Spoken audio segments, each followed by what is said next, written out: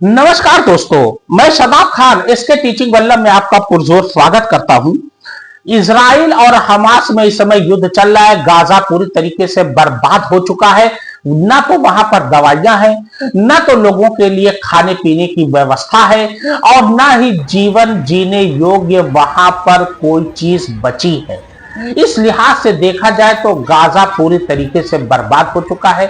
लोग भूखे प्यासे मर रहे हैं और लोगों को सही समय पर खाना नहीं मिल पा रहा है। कूड़ा करकट खाने के लिए लोग मजबूर हैं और दवाइयों के अभाव में भी लोग घुट घुट कर मर रहे हैं। यहां तक कि जो मदद करने के लिए आ रहा है नाव लेकर, जरूरी सामान खाद्य पदार्थ लेकर और दवाइयां लेकर, उसको भी इजरायली सेना रोक दे रही है। आपने सुना होगा ग्रेटा थनबर्ग, जो स्वीडन की 22 वर्षीय नागरिक, जिसने विश्व पर्यावरण पे बहुत सी अनेक भाषण दिए हैं और तमाम नेताओं को चेतावनी दिया है, वो भी अपनी बोट लेकर आ रही थी, लेकिन इजरायली सेना ने चेतावनी देते हुए उसको रोक लिया और बंदी बना लिया।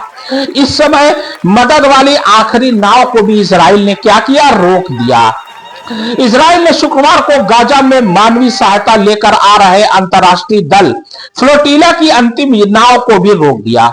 तड़के सेना ने यह कार्रवाई की। यह घटना इजरायली नौसेना द्वारा ग्लोबल समुद्र फ्लोटिला अंतर्राष्ट्रीय सहायता समूह की 41 नावों को रोकने और कार्यकर्ताओं को हिरासत में लेने के एक दिन बाद हुई। मैरिनेटा नाम की इस बोट पर की गई कार्रवाई का इजरायली सेना ने सीधा प्रसारण भी किया, जिसमें देखा जा सकता है साफ साफ कि सैनिक बोट पर चढ़कर कार्यकर्ताओं को हिरासत में ले रहे हैं। बता दें कि गाजा में मानवीय मदद की प्रतीकात्मक खेप ले जा रही इस बेड़े का प्रयास इजरायली नाकेबंदी को तोड़ना था। बुधवार देर रात और गुरुवार को भी इस बेड़े की नौकाओं पर इजरायली सेना ने कार्रवाई की, जिनमें ग्रेटा थनबर्ग, नेल्सन मंडेला के पोते मंडेला और कई यूरोपीय सांसद शामिल थे। इजरायली मंत्री बेन ग्वीर ने इन्हें आतंकवाद समर्थक करार दिया।